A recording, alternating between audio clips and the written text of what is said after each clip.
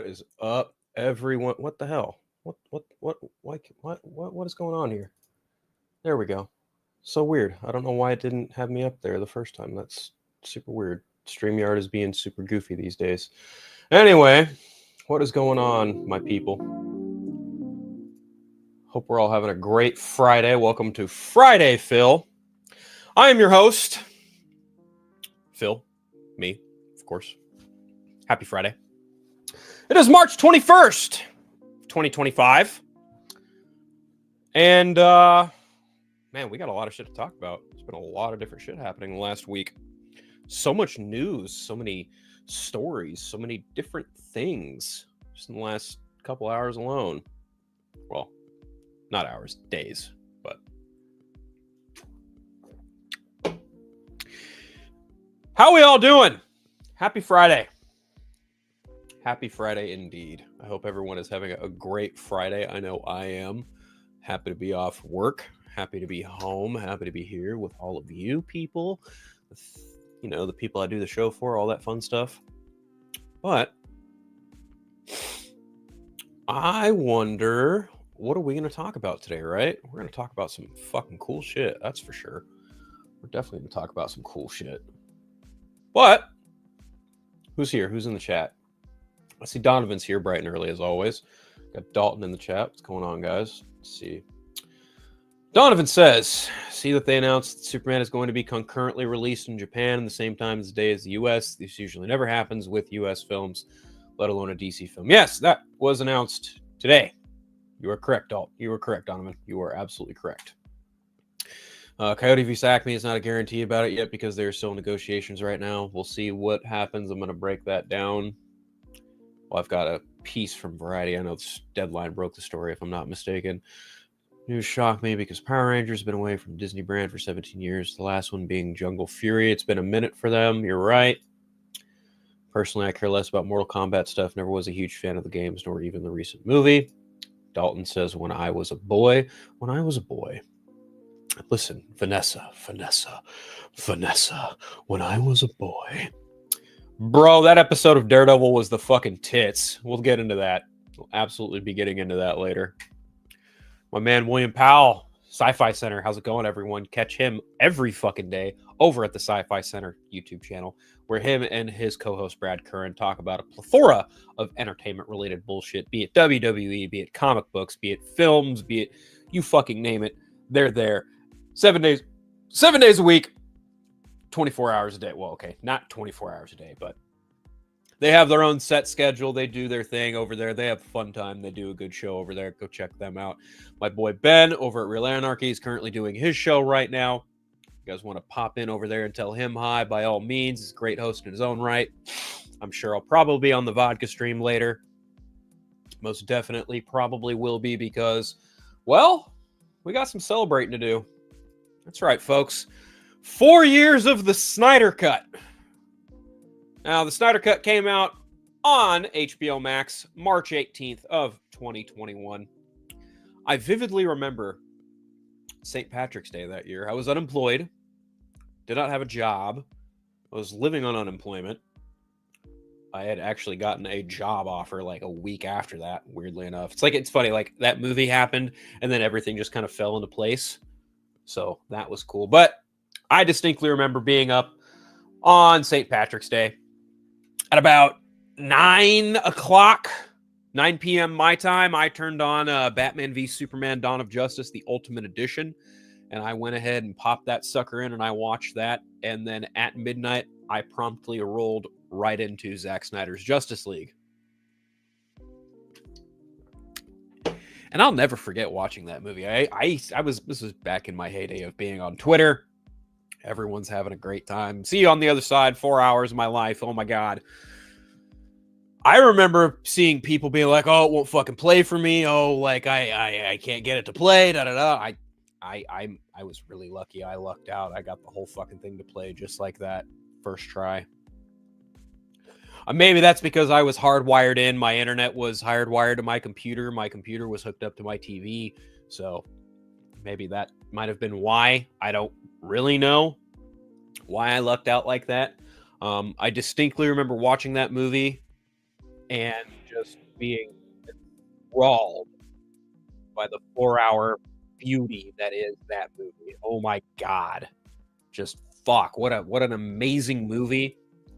And so many wrongs righted with the release of that movie. Just such a what can I say that has not been said about Zack Snyder's Justice League? It is the Snyder Cut. It is Zack Snyder's Justice League. It goes by many names. At one point, it was mythical of whether or not it actually existed. You know, it was definitely an experience I will never forget. I'm also fortunate enough to have been able to attend the Full Circle event in 2023 to witness the very same movie in IMAX. One of the only times that movie was shown in IMAX, very briefly and selectively. And, you know, all those proceeds went to the AFSP Foundation, American Foundation for Suicide Prevention. Like, getting to watch that movie in IMAX was just a fucking experience in and of itself, too, especially with people that I had met for the first time, like Dave the Film Junkie, Scott McClellan, Joey Moreno, so many people that I'd been interacting with for quite some time, and finally getting to hang out with those guys over the weekend and getting to see all three movies, you know, Man of Steel, BVS, and then Zack Snyder's Justice League in IMAX, glorious IMAX on the fucking LA City Walk. Oh my God. What's funny is, like, the theater we were in, like, they said it was for Mario. Like, the Super Mario movie had just come out, and we get in there and, like, you know, obviously it's not Mario, but yeah, like, it was fucking surreal.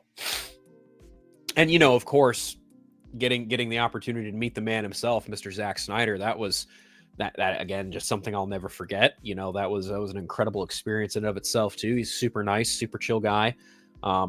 I wish I didn't, like, freeze up and fucking jumble my words when I met him and talked to him, but still, you know, considering who I was hanging out with, you know, I got to see him pretty up and close a couple times. Again, super nice guy, really talented filmmaker, really well-educated man, just an incredible human being through and through. He loves making movies, and if you can respect that, then you have my respect, obviously. But that dude is just super fucking cool. Like, everyone who works with him has nothing but nice things to say about him. Like, and the movie he made, the Snyder Cut, just, let me take my glasses off, because holy shit. The Snyder Cut itself is, like, I continue to say, it is my favorite comic book team-up film ever made, bar none.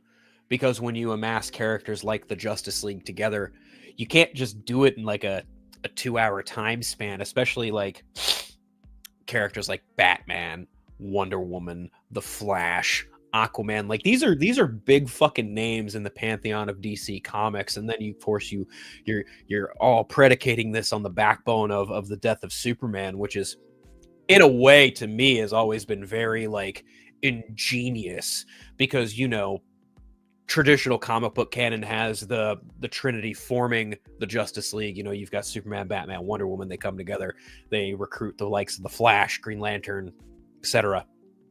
And instead, with this film, like, because notoriously Batman is also, like, a part-timer. If you follow the Justice League and Justice League Unlimited canon, like, he's very much like, he makes it clear that he is a part-timer, even though he is a founding member. Even, like, the likes of Justice League Doom, where he fucking flat out quits the Justice League. To see Batman take a more, like, leader approach in that film, and having him be the one, along with Wonder Woman, to assemble, you know, Flash, Aquaman, and Cyborg to go combat the likes of Steppenwolf and the Parademons on behalf of Darkseid, is just, you know, fucking wild.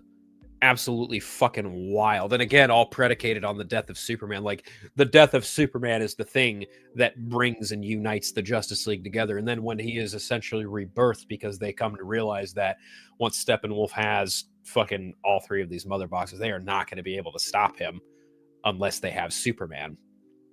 So that movie, to me, is just peak superhero cinema. Like, I could give a fuck if you hate it. I could give a fuck if you think another film is better than it. And I mean that in, like, a respectful way. Like, you think Avengers Endgame fucking did it? Good for you. I'm of the mind and opinion that I think the Snyder Cut did what superhero cinema should achieve to be if you're going to do a team up movie. Because let's face it, like when you have such a big, massive story in like Batman v Superman, where you bring together Batman and Superman, they come to blows, then they come together, and you build the Justice League on the death of Superman. Like you kind of need to come back from that in a pretty powerful way. And I think Snyder cracked that with Chris Terrio. I think those two really they get it. And the thing is like when it comes to adapting superheroes, I used to be like this, but I don't want just like a carbon copy of a comic book that I've read before, because then you get something like Sin City. Good looking movie, great movie. Depending on what you mean by great, like it's a great adaptation, but is it a great, was it universally loved? Was it a fucking smash? No, it wasn't. And, a lot of people like to jump down Snyder's throat for deviating from the source material. And I'm just like, well, some of you same people are sitting there just ball gargling Kevin Feige and Marvel Studios when they do the same fucking shit over there. Like they deviate from the comic books all the time. You're going to sit here and tell me with a straight face that Captain America Civil War is a straight up adaptation of the Civil War comic, because it's not. You're going to sit here and tell me that Infinity War is a straight up adaptation of the comic book Infinity War? It's not. So it's just really funny to me that a lot of double standard happens explicitly when it comes to Zack Snyder and superhero films. And it's even funnier because like he's the guy who back then, in the height of, this peak cinema we get, is like, you've got The Dark Knight, you've got Iron Man, you've got Watchmen, like you've got a fucking trifecta there of just superhero cinema that all aim to do different things, but all achieved different things, but for the greater good of superhero cinema. And, plenty of people and other directors have even said Snyder was way ahead of his time when he did Watchmen. And I can agree with that 100%. That movie pushes the boundaries of like what it means to adapt a comic book. But overall, 4 years of the Snyder Cut. This movie is fucking phenomenal. I love this movie to death. I have yet to rewatch it. I will probably rewatch it next week on the anniversary of Batman v Superman, because I usually like to do a double bill of BVS and then the Snyder Cut right after that. But we'll see what happens. I'm sure, Zach is more than happy doing his thing that he's been doing at Netflix. I've seen like bits and pieces here and there of like stuff he has responded to or stuff he's retweeted or whatever. Not that I'm on Twitter, but I watch the Film Junkie show and he shares a lot of stuff that Zach has, reposted and whatnot. I actually haven't even been on Vero all week. I probably should hop on it just to celebrate my own way. But yeah, man, love the Snyder Cut. I'll again probably rewatch it next week around the anniversary of BVS. What's everyone saying in the chat? What we got going on here? Dalton says, I remember waking up at 7 a.m. that Friday morning to watch the Snyder Cut, one of the best comic book films in my opinion. Amen to that one, brother. And 85 DT saw Novocaine. Jack Quaid has been killing it in his current projects. Dude, I fucking love Jack Quaid. That dude is amazing. He's a great actor in his own right. He has just been killing it, pun intended, because he fucking murders people in Companion. And he fucking goes John Wick in this movie, and I'm just like, dude, what do we do? Like, what is Jack Quaid doing? And I see like mock-ups of him as like the next Max Payne, and I'm like, you know what? Fuck it. Make him Max Payne. I'll watch the shit out of that. I have not seen Novocaine. I intend to see Novocaine for sure. Donovan says, over time, I've had a lot of gripes with how Zach written DC movies, but one thing I will never take away from him is visual flair and grandness that his movies did, especially with Justice League. To me, Infinity War has superior, at least times of writing, and the phases leading up to it is a major event. I have a feeling the big end game for Gunn for Gods and Monsters will be an adaptation of New Frontier, and if you haven't read that story, wow, it's literally insane, and I have been thinking about that. We might get that teased in Lanterns next year. I have been a fan of Jack Quaid and still have to watch Novocaine and finish My Adventure with Superman. I started it, but never finished it. Okay, well, listen, I can understand your thought process when it comes to Infinity War being superior to the Snyder Cut. I can kind of understand where you're coming from. I think technically Infinity War Great movie. It's my favorite Avengers movie for sure. But on a technical level, it is actually inferior to the Snyder Cut. It does not look as pristine. There are some very glaring different editing choices in that movie that are just not present in the Snyder Cut. I think also Infinity War has the as you mentioned, like the reason it's so good is because you need literally 20 other movies before it to pay off a lot of what had transpired. Had they just done Infinity War outright, you're talking, that's a completely different conversation. The point is, though, like it had a great villain. I'll give you that. Like Thanos was really well written. Like he was top dog. He fucking knew what he was doing, and he achieved his goal. Like he won at the end of that movie. I'll give you that. But as far as writing, I can't really say I agree with that, because there are moments in that movie where the humor does kind of take me out of it a little bit. And I even noticed this on a rewatch. Not a recent rewatch, but definitely like recently, like some of the dipshit humor. I'm just really not a fan of dipshit humor in Marvel movies, and even some of the later DC movies, like that really lowbrow, easy, low-hanging fruit humor. I'm just really not a fan of it. Situational humor is more my bag for sure. Like I like the whole "Who is Gamora? Where is Gamora? Why is really? Do we really need that? Is that really fucking necessary?" As opposed to something akin to like, Batman being like, "I've got a satellite in the air," and Barry being like, "Oh, you have a satellite?" And Batman's like, "I have 6. Like that to me is just natural and fluid, but where, why, how is Gamora? Like, fucking we get it. That was in there for haha, easy punch. But I digress. That's just me personally. Like I'm again, just I don't think there will ever be another comic book film or another team up comic book film like Zack Snyder's Justice League. I gotta hand it to the Russos, though. They're doing Doomsday and Secret Wars. I wonder if they'll take a note out of Zack's playbook. Maybe do like a 4-hour movie for Secret Wars, because I don't know how you condense a 12-issue series like that into a Avengers movie. But, we'll see what happens there. How's it going, Rhea? Good to see you. Thank you very much. Happy Friday, y'all. Smash that like button. My buddy Jeffrey's in the house. What's up, dude? All right. 4 years of the Snyder Cut. We love the Snyder Cut over here. We are fans of all things Zack Snyder and Batman. Speaking of Batman, Absolute Batman. Oh my God. This book is so good.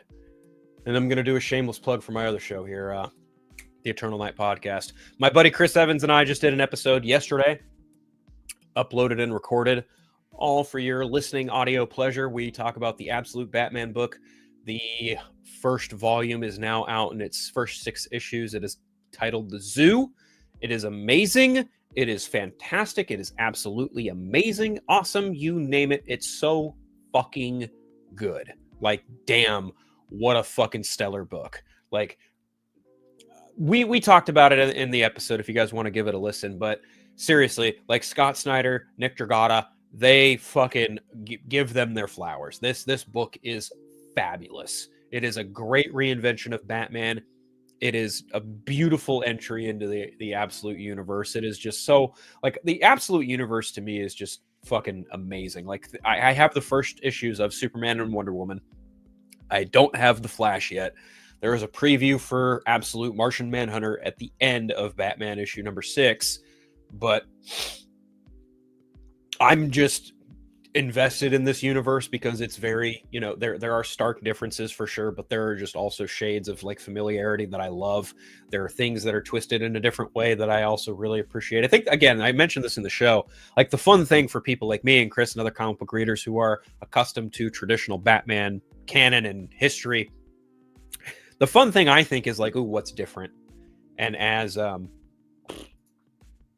what says here, yes, they do finally show off the Joker a little bit. You get a little sneak peek at what the Joker does look like.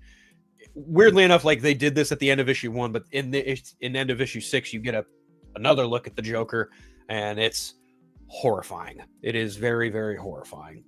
Williams said the Absolute Flash book has sold 182,000 copies. Is that worldwide? I'd imagine that's worldwide or just in the States. Like what Where how many is that like total? Like I'm very curious about that.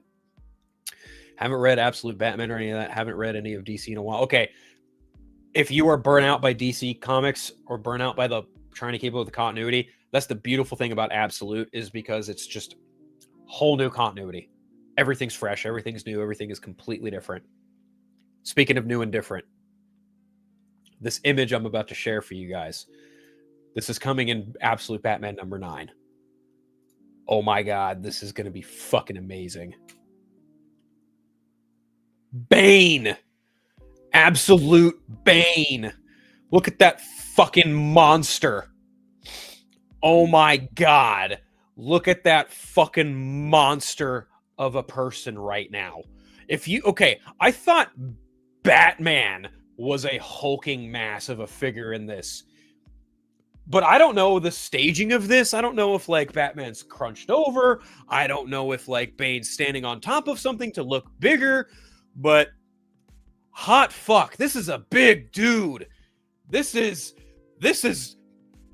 spooky. This is fucking scary. Ooh. Look, when I talked to Chris about this, because we knew Bane was coming because Scott Snyder had mentioned that certain things were going to happen in certain issues, and he mentioned that Bane was popping up in like 8 or 9. And Chris and I, before this image came out today, and Chris and I talked yesterday, they're probably going to do something a little different with Bane. He's probably just going to be like an average sized dude. He's probably going to be just a really great fighter. Fuck no. They made Bane big. He's fucking huge. Like, holy shit. Like, he's a fucking monster. I am terrified for what Batman is about to go through, because this isn't like a seasoned Batman that dealt with him in Nightfall. No, this is a 24-year-old wet behind the ears Batman. And if this Bane is gonna fucking break the bat, ooh, buddy, I'm terrified. I am terrified. Also, if anyone's read the book, if anyone has read Absolute Batman, look very closely at the mouth for Bane. It's very, very, very close to the thin grin on Black Mask's mask. Oh my God. I just looked at this and I was just like, oh, I may or may not have wet my pants a little when I saw this. I was like, that is fucking horrifying. But I love it. My one question is, though, why does he have handguns? What does he need handguns for? What does a big motherfucker like that need handguns for? Like, does he only just get this jacked when he just can't fucking kill someone with a bullet? Like, I'm very curious to see what exactly happens with this version of Bane. Now, the log line for all of this, for Absolute Batman number 9 is, oh man. Okay, so the log line for Batman number 9 reads as such. The latest development in saving the derelict and despondent of our society is a facility known as Arc-M, a fully operational institution that has played a rather sizable part, on purpose or not, in the creation of evil, and it's active. So when Bruce tries to infiltrate it and distill its secrets, a new villain from Gotham City arrives to deal with the problem, an old adversary of Alfred's, a man known only as Bane.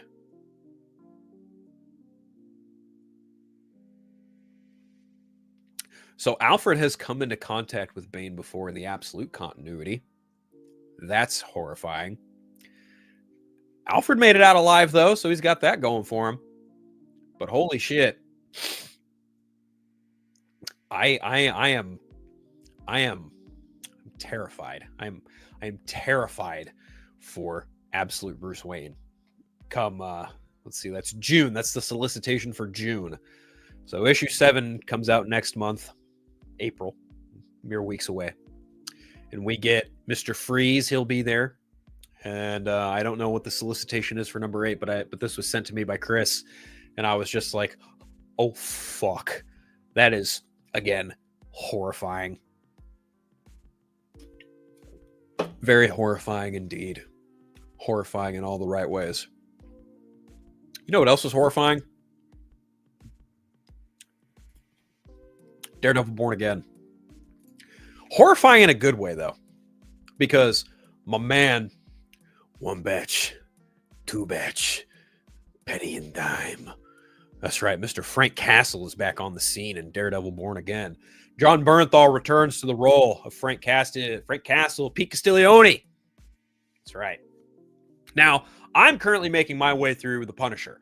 I finished season 1. I'm on to season 2, just to refresh my memory, because as soon as the end of episode 3 happens and they show the Punisher skull, I was like, oh, I know exactly what they're doing. And sure enough, when we get to that point in this episode, we see Matt Murdock confront Frank and be like, yo, the shell casing was found at the scene of the crime of when the White Tiger was murdered. And Frank's like, oh, those fucking fanboys. Cool. Pretty obvious that the New York PD has some corrupt cops in it, and they're absolutely trying to play vigilante and use the Punisher skull as their marker. I think it's going to come to a point where Frank is going to see that, and it's going to piss him off, and he's going to be like, no, fuck that. This shit ends, and I'm going to put a stop to it. But I also did like, in this episode, that Frank is the one who essentially like tells Matt, like, dude, everything that you've had happen to you in the last year or so, you may as well just fucking put the suit back on. That you're not coming here asking me for forgiveness. You're not coming here asking me for advice. No. You're coming here asking me for permission because I do the thing that you don't do and you want to do it. I love that whole exchange because Charlie Cox and John Bernthal, they just have this fucking masterclass chemistry between the two of them where they just get it. They know their characters so internally and so inherently that they play them so fucking well. And there's just this beautiful synergy there between the one hero who won't kill and the anti-hero who has no problem putting a bullet in a motherfucker's head for doing the wrong thing. And I love, like Dalton says, say his name, you coward. I love that Frank is even like well aware of everything that has transpired. Like he's pretty much aware that Bullseye fucking killed Foggy Nelson. He even like tells Matt, he's like, so Bullseye just gets to fucking walk around A-okay. And then Matt goes, he got life! He got life! And even Frank can just internalize that and be like, yeah, that ain't fucking good enough. He should be in the ground. For doing something like that, he should be in the fucking ground. And I think even Matt on some level feels that. Because I was listening to my good buddy Chris Balga's show, Marvel Alliance, and he brought up a really great point about how the intro, the Daredevil Born Again intro, is literally, you see everything that Matt Murdock ever believed in just fucking crumble and break, be it the Daredevil costume, be it the justice system, be it fucking cross, be it religion, whatever. Everything Matt Murdock has invested his life into has just fucking broken. And now he's got to find a way to move forward with it, but rebuild it as well. And I feel like at the end of this episode where we see Matt go upstairs to the top piece of his apartment, and we see this fucking, hidden room with his Daredevil masks, and he pulls out the billy club and he starts fucking playing around with it, getting back into form. Just fucking amazing. Absolutely fucking amazing. And I feel like they're dropping 5 and 6 next week intentionally because they're going to... Whatever happens in 5, they could not just leave it at that and do a cliffhanger. They needed episode 6 to back it up. That, and they probably just want to roll right into Andor, which I don't really give a shit about.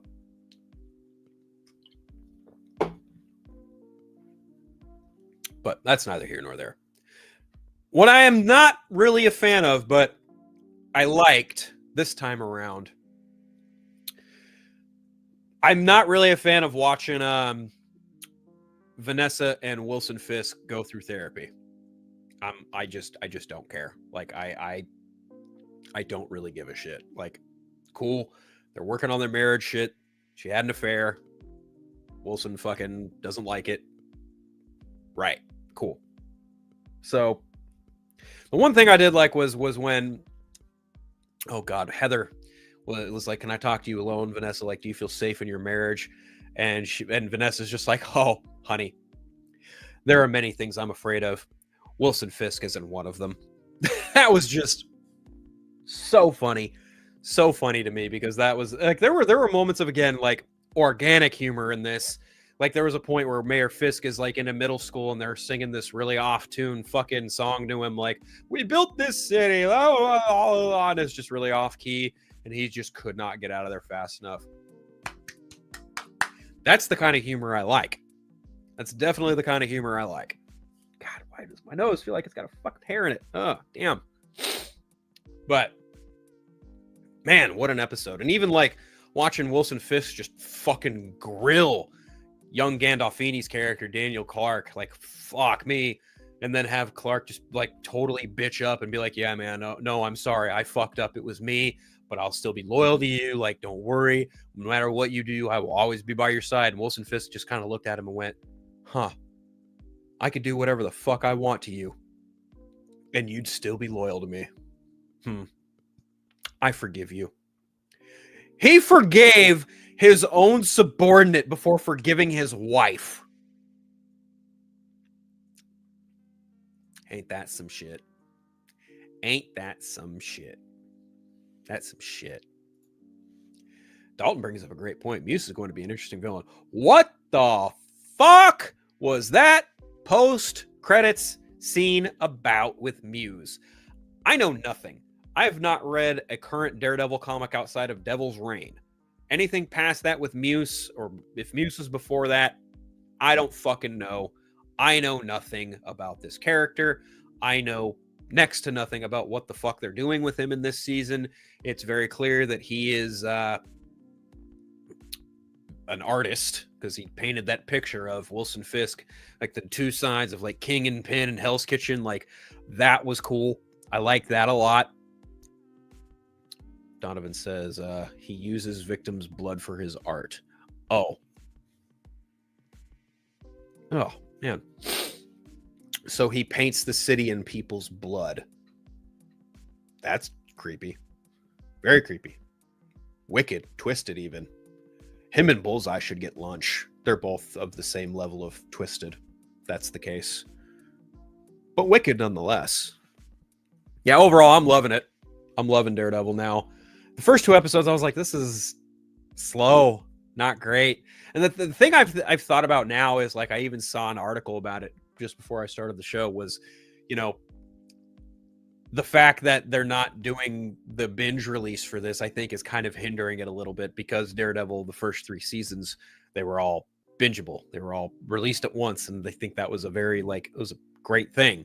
And now we're having to suffer through the week-to-week bullshit, and I would agree that it is a bit of a detriment. It's like Disney made a Netflix show for Disney Plus. And I'm like, I want all of my Daredevil, please. That would be fabulous. City being painted in blood, just like the old Netflix show. Yeah, you're not wrong. You're not wrong. Anyway, I mentioned Bullseye earlier. You know who played Bullseye once upon a time? Colin Farrell. You know what Colin Farrell's apparently up for? The role of Sergeant Rock. Let's take a look at this shit, because wow, who saw this coming? Not me. I'll tell you that right now. I will tell you that right now. I did not at all see this coming. I was just straight up just like...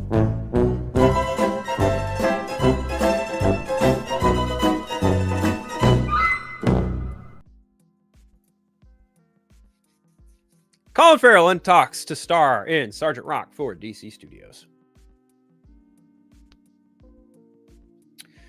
Colin Farrell, who waddled his way into considerable acclaim for his work as a classic DC villain in The Penguin, is in negotiations to return to the world of DC, with Sergeant Rock, the World War II action movie to be directed by Mr. One Luca Guadagnino for DC Studios.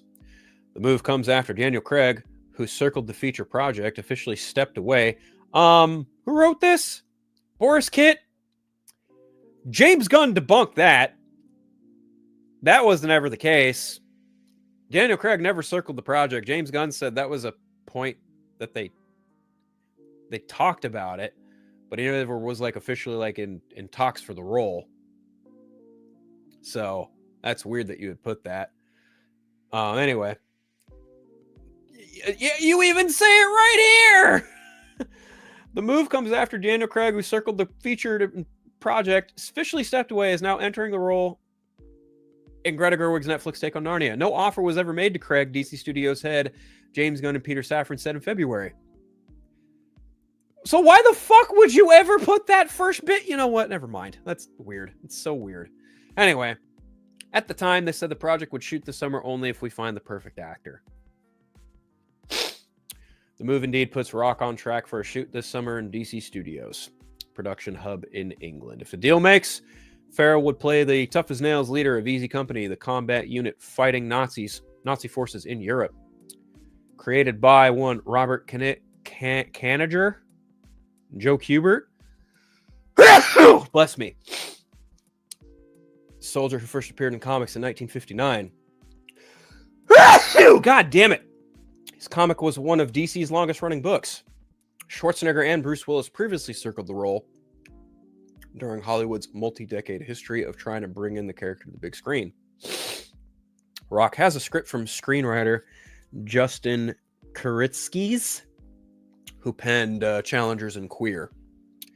Ferrell portrayed Penguin as a ruthless crime lord, and the actor, repped by CAA, is likely to return into the part for Reeves' Batman sequel, which DC Studios hopes could be shooting by the end of the year. If the deal makes, it also shows Gunn and Safran are not afraid of repurposing actors from recent DC projects into current ones. Jason Momoa starred as Aquaman as late as 2023 and will be the anti-hero Lobo in Supergirl Woman of Tomorrow, currently shooting in England, slated for a June 2026 release date. Okay.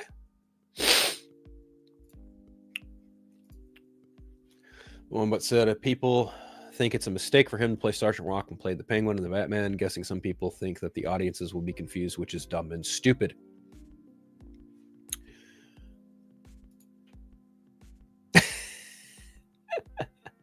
Why am I not surprised that people think this is a dumb idea because it's the same actor playing two different roles in two different universes for the same fucking company? Right. Because people are fucking stupid. Matter of fact, I would imagine hardcore fans who cannot wrap their minds around it, this is probably what they did.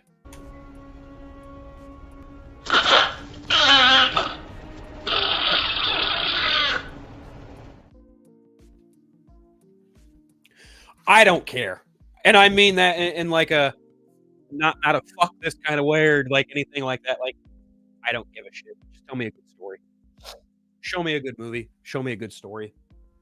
Granted, good is subjective. Everyone has their own taste. Everyone everyone has their own opinion of what is good and what is not. So I'm kind of with Dalton. You know, a World War II movie with Sergeant Rock, and especially if it means G.I. Robot. It's a very apt movie to be made, especially in the current political landscape, considering, well, I think the world would absolutely love watching a robot mow down and kill Nazi scum. I'm game for that. Now, if he plays Sergeant Rock, he probably wouldn't. Assuming that the Batman Part 2 does film this year, assuming that is the case, it would be very, very easy. And if it does film in England, and if it does film in London, if it does film in the UK, which I'm betting it probably might, given that they shot the first film in Glasgow. If Batman Part 2 were to film at the end of the year while he films this in the summer, and it does take place in the UK, Colin Ferrell would probably just spend the rest of his year in the UK. I mean, he is Scottish? I believe he's Scottish. He's Irish or Scottish, one of the two. I don't remember which one, but he's one of the two. But yeah, I don't care. Like, I don't give a fuck that he played the Penguin. I don't give a fuck if he played Sergeant Rock. I am far beyond the idea of one actor per role. Fuck that. We're past that. We don't need to do that bullshit. It's Like, actors act for a reason. Like, I won't be mad. But if this is the case, if he does take the role, he will be part of a handful of actors who have portrayed both a hero and a villain. I.e., if he gets Sergeant Rock, he'd be the hero in Sergeant Rock, he'd be the villain in the Penguin, as well as Bullseye. You got Jason Momoa, who played Aquaman, now he's playing Lobo. You've got Robert Downey Jr., played Iron Man, now he's playing Doctor Doom. And I'm missing one. I feel like I'm missing one. I am definitely missing an actor. I am fucking missing one actor because I know there's one more that I'm missing and I can't fucking remember who it is. It'll come to me later. Anyway, like I said, show me a good story, show me a good movie. I am game for whatever DC Studios decides to do. I have no problem with this at all. Like, again, like I'm fine with it. Totally fine with it. You know what else I'm fine with? Totally fine with these first look images of Mortal Kombat 2. Now, there's an Entertainment Weekly article that kind of breaks this shit down, shows them off. Let's go ahead and take a look, shall we?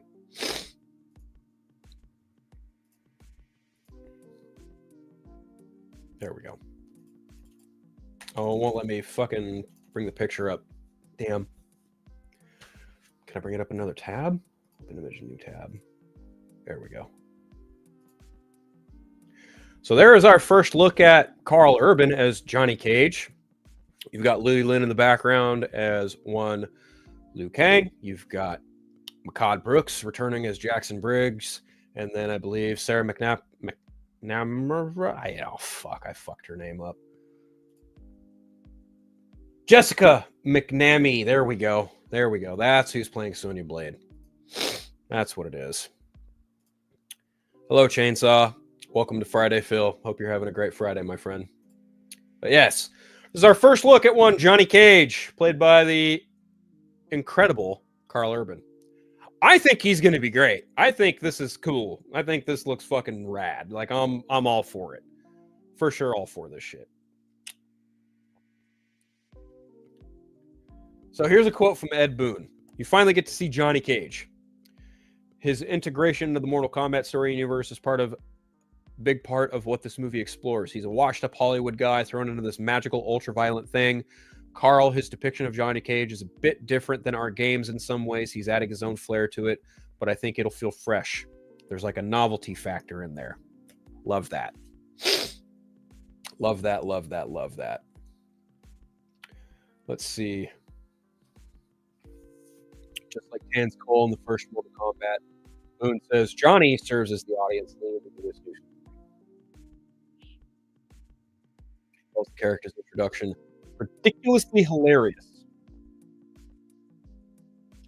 even inciting some of the biggest laughs from early screenings of Mortal Kombat 2.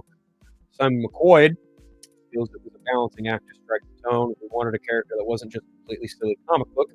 It's a character that could go instantly there, become too light and throw away if we were to lean too much into the kind of cheese. Casting of Karl Urban for that role allowed the character to have more depth. Okay. Now we've got Adeline Rudolph as one of my favorite characters, Katana. I'm a huge fan. Can you guys tell? A huge fan. Huge fan of the character.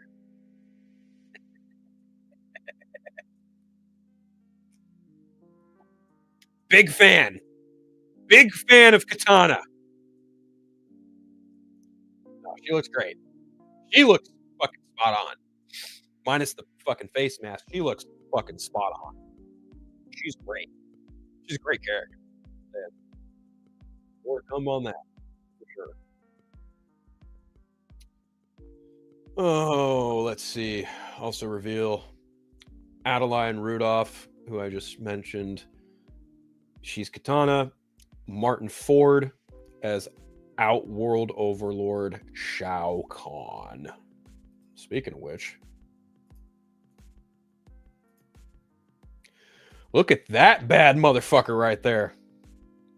It looks like they took elements of the Shredder and Black Mask, melded it all into one. Love it. Love it, love it, love it, love it, love it. And you know what? Shao Kahn's kind of a bigger guy. And I've seen like pictures of the actor Martin Ford who plays him. It's a big dude.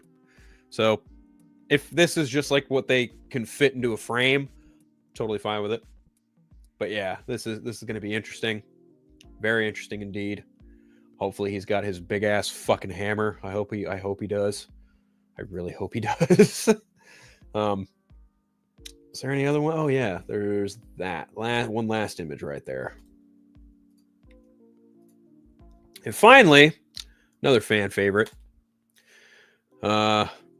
Scorpion, played by one Hiroki Sanada. He looks a little more golden this time around. I think I might have given him a costume upgrade. Well, that's cool. Let's see, what do we have to say here about Scorpion? Speaking of twists, on the cast list confirmed Mortal Kombat 2, which also includes Damon Harriman as NetherRealm Demon Quan Chi, Josh Lawson, and Max Huang, even though their characters Kano and Kung Lao died in the previous movie. Boone says, I could say Josh Lawson doesn't play Kano's twin, points to existing Mortal Kombat lore from the video games that make it possible for such a comeback. We've killed a number of characters who are in Mortal Kombat in our games, so we deal with spirits in another realm and things like that. There are ways to bring dead characters back. I.e., Bi-Han, Sub-Zero, except he probably ain't coming back as Sub-Zero. I'd be willing to bet he's coming back as Noob Saibot. Oh, last paragraph here. The age-long beef between Scorpion and Sub-Zero also refuses to die in Mortal Kombat 2, though it won't be as central to the narrative. His certainly making an appearance that are significant and necessary for the progress of other storylines. Plays a different role. He's not part of the Super Friends trying to defeat Shao Kahn, but his appearance is key and very essential to certain parts. I just hope that some of the editing isn't so cut and tight and so just let some of the action in this shit breathe, please. Like that would be my one thing. Because I am a huge fan of Mortal Kombat. I love those games. I love a lot of what that movie did in 2021. And the thing is like I've always had people tell me, oh, well, you know, the 95 movie's better. And I'm like, how? How exactly is the 95 movie better? Oh, well, you know, it just looked better. And I'm like, did it? What's better about it? The thing I find funny about the 2021 movie getting so much criticism. Oh, they should have done the tournament. Oh, they should have done this. Oh, they should have done that. Oh, why the fuck was Louis Tan's character introduced? He's a fucking nothing character. And I'm like, well, sure. That's fine. I will just say, though, Mortal Kombat as a franchise is notorious for bringing in new characters whenever they damn well want to. Every game is not centered around a fucking tournament, despite popular opinions. And lastly, again, it looks good. Like, it looks faithful. A lot of those characters from that first movie looked great. Sub-Zero, Scorpion, fucking, oh, damn it. What character with the mask? The fuck was his name? I don't even remember. Damn it. Cabal. Yeah, they like, you look at all those characters and you go, I recognize you. I recognize you. I recognize you. I'll say the same thing here with the new ones. Shao Kahn looks like Shao Kahn.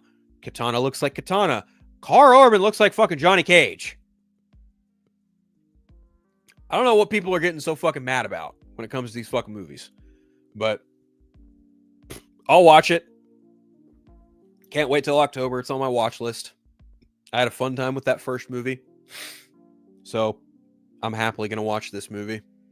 No questions asked. Again, I just hope that they let, if they were to take any criticisms to heart from the first film, let the action breathe a little bit, because a lot of the editing was super cut and super tight, and they just didn't let it breathe at all. And I'm hoping that's not the case with this movie. That's my hope. That is my hope. You know what else I have hope for? That we see Coyote versus Acme. That's right. So, I'm actually shocked that this is possibly getting a resurgence, and hopefully it does see the light of day. Coyote vs. Acme. This is from Variety. This is also published 2 days ago. More than a year after Warner Brothers shelved Coyote vs. Acme for tax incentives, the Looney Tunes-inspired film is close to finding a new home. Ketchup Entertainment is expected to land distribution rights for Coyote vs. Acme, though the sale has not closed. The price tag is reportedly in the $50 million range, according to Deadline, who broke the news. Ketchup Entertainment is an independent distributor, recently spearheaded the theatrical release of The Day the Earth Blew Up, a Looney Tunes movie, after Warner Brothers decided to shop that film as well. The Day the Earth Blew Up opened in theaters on March 14th and has grossed $3.9 million at the domestic box office to date.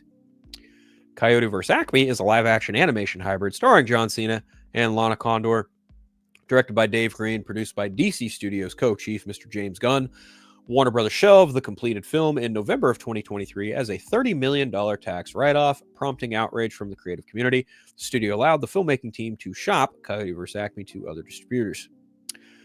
Around then, Amazon Prime Video, Apple, and Netflix screened the movie for consideration, but no deal came to fruition. At the time, Coyote vs. Acme was the third casualty of Warner Brothers' post-pandemic cost-cutting measures. Around a year earlier, Warner Brothers shocked the entertainment industry by shelving the $90 million budgeted DC adventure Batgirl, a kid-friendly Scooby-Doo holiday haunt, as tax write-offs. All three films were greenlit under studio's former boss, Jason Kilar, who departed the company in April of 2022. Ketchup Entertainment was founded in 2012 and has released independent films such as Michael Keaton's comedy Goodrich, Ben Affleck's thriller Hypnotic, and Jessica Chastain's drama Memory. Okay, so what does this mean, right? Well, means Warner Brothers got to write it off for $30 million, and then they turn around and get to sell it for another $50 million. The movie cost allegedly $70 million. If my math is correct, I would guess they've already made $10 million off that sale alone after writing it off for tax incentives. However, if it does get shopped around, they might not get that $30 million for a tax write-off. But I don't know. I'm not a tax guy. I don't fucking know any of that shit. But if this means we get to watch this movie, cool. I mean, Ketchup Entertainment already did one Looney Tunes movie. Why not let them do another? I want to see this movie. Like, I think that the Coyote is, while he's not a Daffy Duck, he's not a Bugs Bunny. He's kind of up there with Porky Pig and, you know, Foghorn Leghorn in terms of like the B-lister Looney Tunes. I think the premise is interesting enough where the Coyote sues Acme for faulty products. I think that's a pretty interesting comedy you can have there. Now, what is John Cena doing in this movie? I have no fucking idea. But yeah, let's watch it. Let's see it. Hopefully we can see it. You know what we're not going to see though? Not anymore. It's Looney Tunes related. Looney Tunes is no longer available on Max.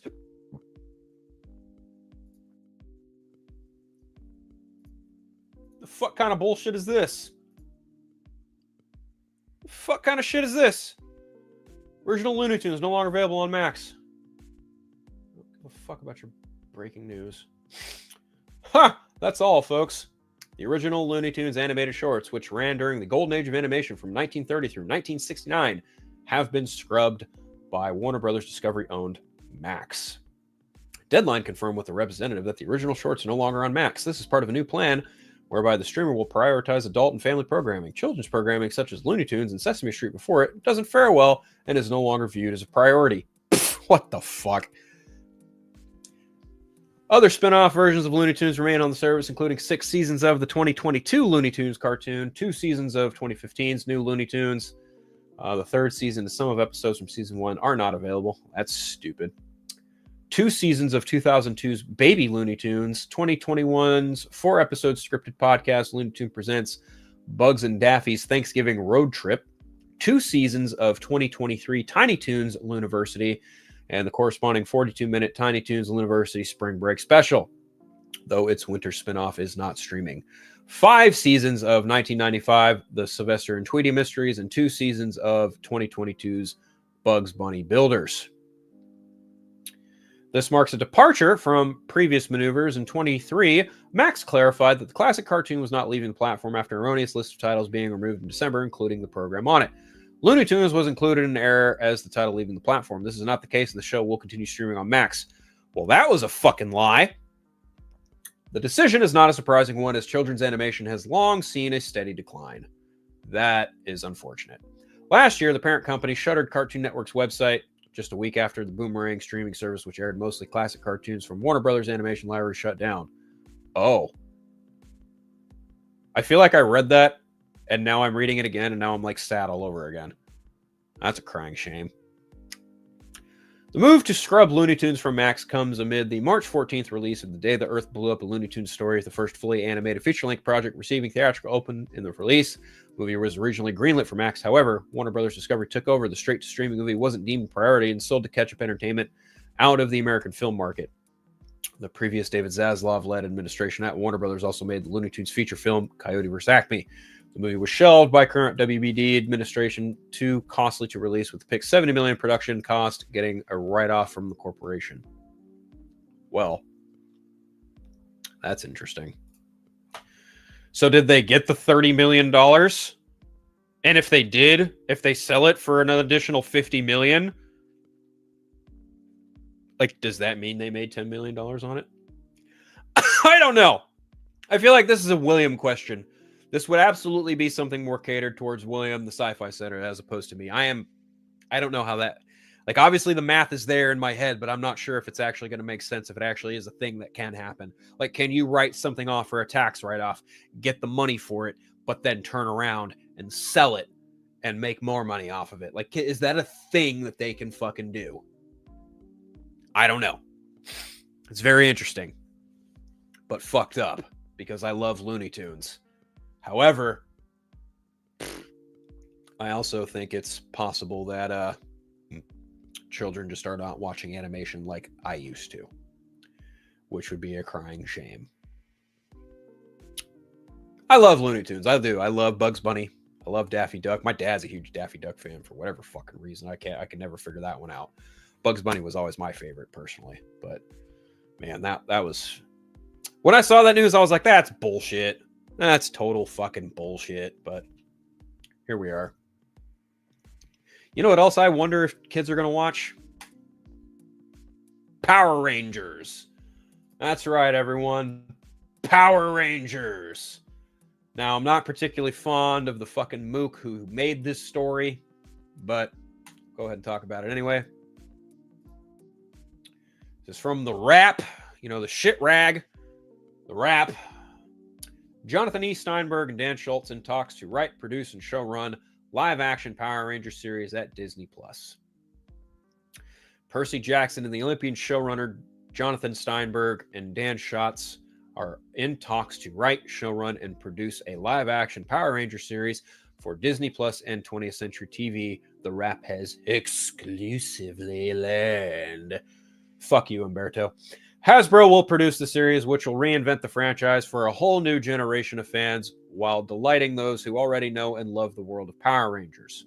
The 90s TV show, originally called The Mighty Morphin Power Rangers, was inspired by a Japanese children's show, Super Sentai, even using footage from that show. Well, hate to bust your balls, Umberto, but it's not inspired by. Super Sentai is Mighty Morphin Power Rangers. There's no inspiration. It's literally the same fucking thing. Dumbass. Features 5 teenagers who gain the ability to morph into superheroes known as Power Rangers, complete with their own mech fighters. A film version of the series that starred most of the original cast was released in 1995, the second one in 1997. This one featured only a few original cast members. Wow, this is like the most bare-bones shit I've ever read. Lionsgate Saban Films attempt to reboot the original Power Rangers franchise in 2017. The film grossed $142 million on a budget around $100 million, scrapping hopes for a bigger franchise. Well, the Hasbro deal kind of put a botch in that. Hasbro then acquired Power Rangers in 2018, a deal designed to capitalize on the franchise's full potential across all the company's divisions. The development of Power Rangers is part of Hasbro's entertainment ongoing strategy to elevate storytelling, produce series based on Hasbro's most iconic brands alongside industry's best talent, studio, and distribution platforms. Beyond Power Rangers, Hasbro Entertainment's active projects include a reimagining of Clue, Dungeons and Dragons series, Magic the Gathering. Yeah, this is all gravy. Steinberg is currently the co-creator, executive producer, and showrunner of Percy Jackson, along with his producing partner Shots. Wrapped its second season, renewed for a third. Other credits include the critically acclaimed series The Old Man, Jeff Bridges with John Lithgow. That's a 20th century stuff. Okay, so what do I think about this? We kind of talked about this on Council Creators. The more I think about it, the more I'm just like, well, didn't the Cobra Kai guys just become free? I feel like they'd be better served to do Power Rangers more than the Percy Jackson crew. Nothing against them. I like Percy Jackson just fine. But in a franchise that's predominantly catered to, you know, martial arts, I just feel like that would be a perfect next level thing for the Cobra Kai crew. But maybe they were approached and didn't want it. I don't know. What exactly does a Power Rangers series on Disney Plus look like? Well, I don't know. I haven't watched any of the recent Power Rangers stuff. You know, I am an old school Power Rangers fan. Like when I was growing up, I watched Mighty Morphin, Zeo, Turbo, In Space, Lost Galaxy. After Lost Galaxy ended, I kind of dipped out. I didn't really watch, what was it, SPD, Lightspeed Rescue, whatever the fuck it was. Lightspeed Rescue was the next one after that. I did watch Wild Force. That one was cool. Power Rangers Ninja Storm was fine. And then Dino Thunder hit, because I see Dalton mention Dino Thunder. Like that a lot, but that was also because they brought back Jason David Frank's Tommy Oliver and a mentorial role to the new 3 Power Rangers. And again, like I was even talking to this with a couple people on the Council Creators panel, and that I think it was me and Taz, I believe, we were talking about like what you love of Power Rangers is where your preferences will lie. So for me, I leaned more towards, you know, the dinosaur robotics than, say, you know, the vehicles and the other automatons that they would do, even though I really liked Lost Galaxy and In Space. But I really do like it when the Megazords are rooted from, you know, dinosaurs and shit like that and actual animals.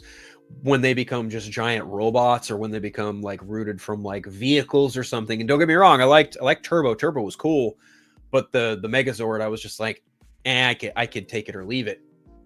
But again, like when it comes to Power Rangers, I kind of lean more towards, you know, some of the older stuff personally, even though I will acknowledge that some of the newer stuff has its merits.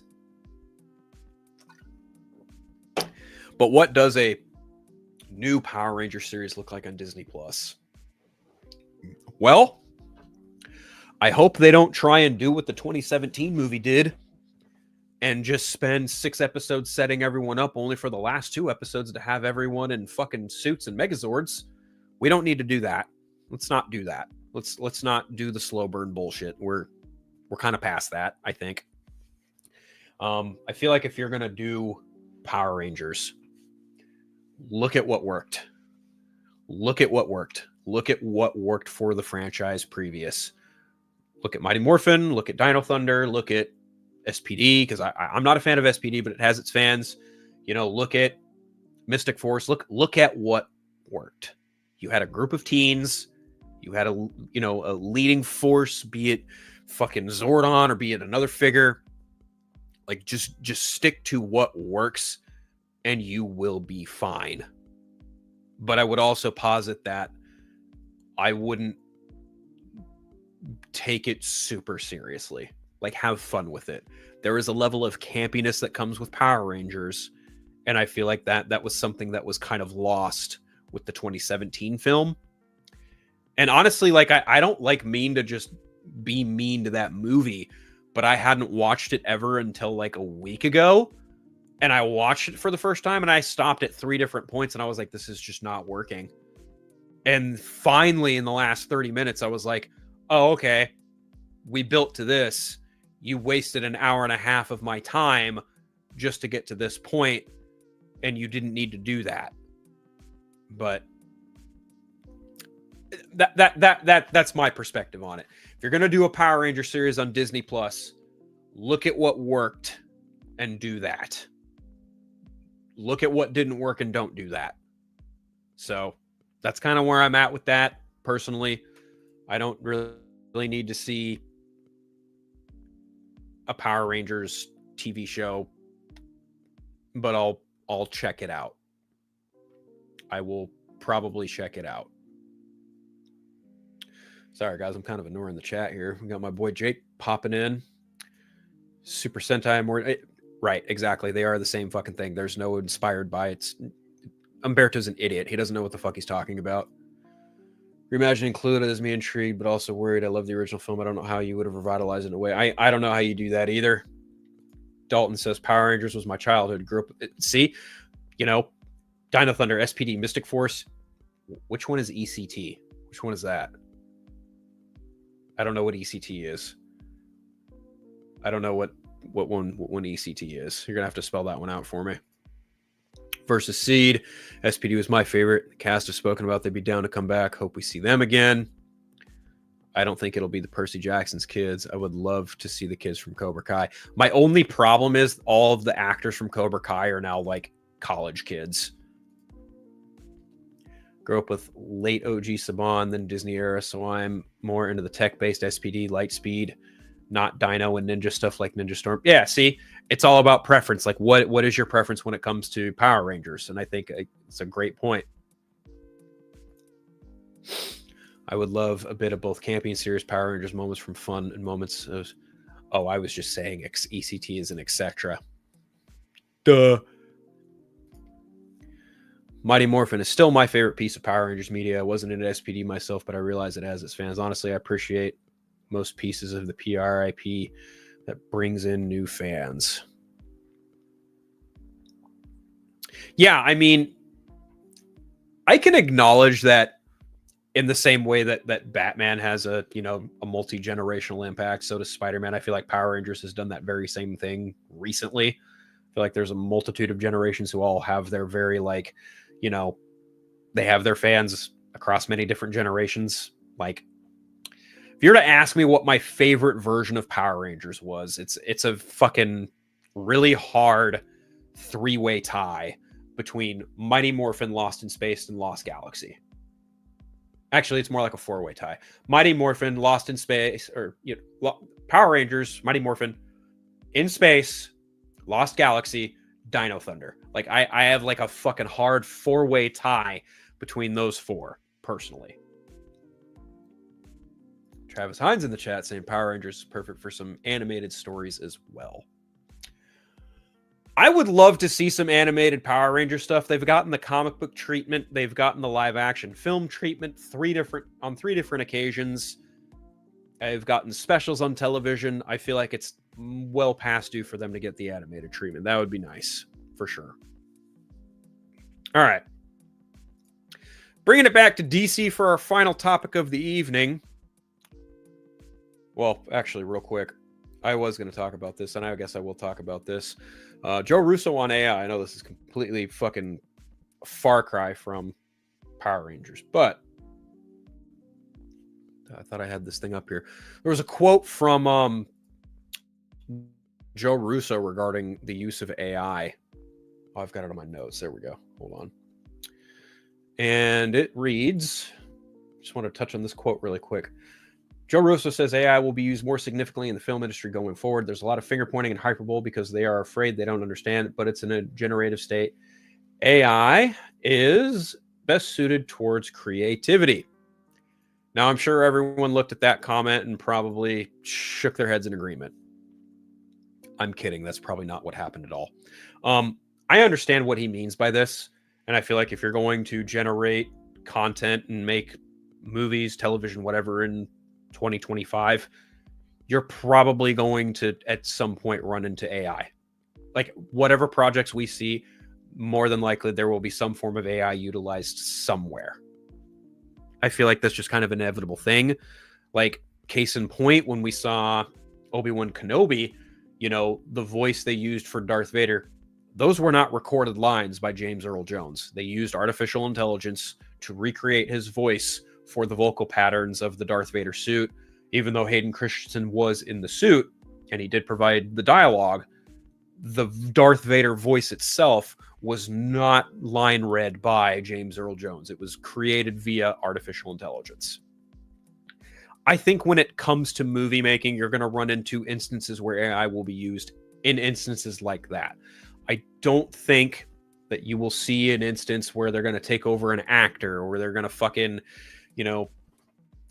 do some other shit. We've seen what happens with the likes of The Flash and reusing actors who are no longer here. It looks atrocious. And I think we've kind of learned from that. At least I hope we've learned from that. You know what we haven't learned from, though? Test screenings, or rather who we should listen to when it comes to test screenings. And I'm going to be talking about this film right here and its test screenings, and then that'll be it. That's the last thing I'm going to talk about for this show for today. That's right, Superman test screenings. There's been some chatter about that. Who's been chatting about this, though, Philip? Who? Dare I ask who? Well, saw this on Threads, as I always tend to. I'll read the thread as worded. Jeff Snyder shares early reactions from a Superman screening. David Corenswet delivers a great performance as Superman. The film balances humor and drama well, genuinely funny moments while knowing when to be serious. Also went on to say the test screening was good, etc., etc. Blah, blah, blah, blah. And I've seen people run with it over the last few days.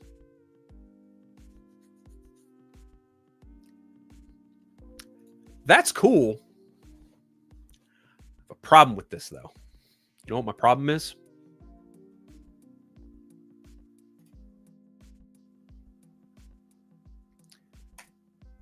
Here's my problem. This was an article from Word of Real just mere weeks ago. 3 weeks ago, in fact.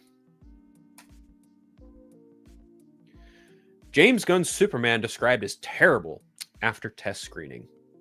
February 28th, 2025.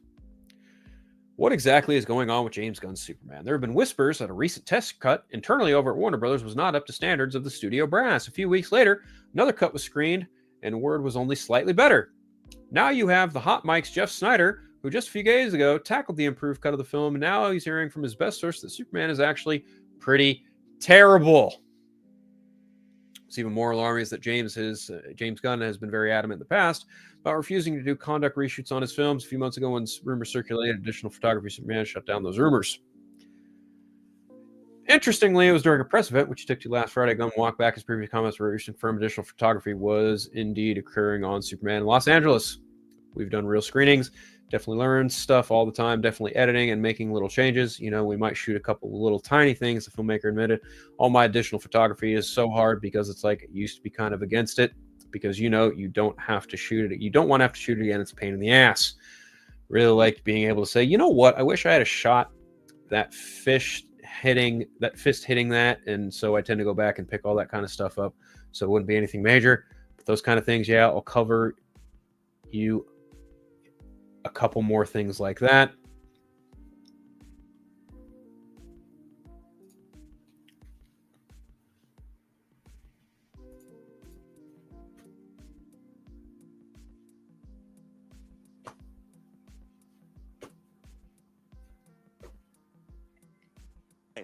Maybe the problem is the fuck puppet delivering. Oh, yeah.